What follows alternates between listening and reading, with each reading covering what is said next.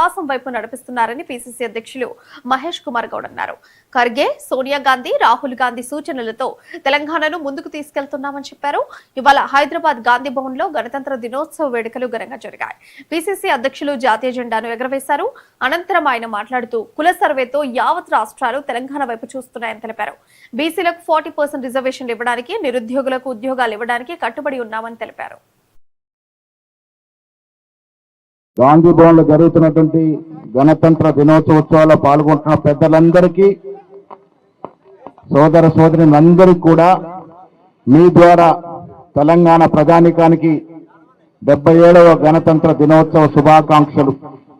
మిత్రులారా, ఆనాడు గాంధీ మహాత్ముడి యొక్క ఆధ్వర్యంలో జరిగినటువంటి స్వాతంత్ర పోరాటం విజయవంతమై స్వాతంత్రం లభించిన తర్వాత గాంధీజీ, నెహ్రూ, వల్లభాయ్ పటేల్, మౌలానా అబ్దుల్ కలాం ఆజాద్ లాంటి పెద్దలు ఆనాడు బిఆర్ అంబేద్కర్ నేతృత్వంలో రాజ్యాంగ నిర్మాణ కమిటీ వేసి వారి ద్వారా ఈ దేశంలో కాదు యావత్ ప్రపంచం గర్వించినటువంటి రాజ్యాంగాన్ని మనకు అందించినారు.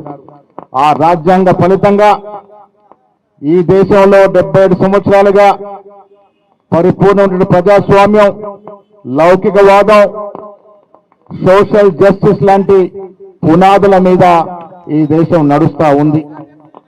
మహాత్మా గాంధీ కన్న కలలు సాకారం చేసే దశగా గొప్ప దూరదృష్టి కలిగినటువంటి నాయకుడు పండిట్ జవహర్లాల్ నెహ్రూ ప్రధానమంత్రిగా, ఆనాడు వల్లభాయ్ పటేల్ హోంమంత్రిగా ఈ దేశ నిర్మాణం పటిష్టంగా పునాదులేసి ముందుకు నడిపించినటువంటి సందర్భం.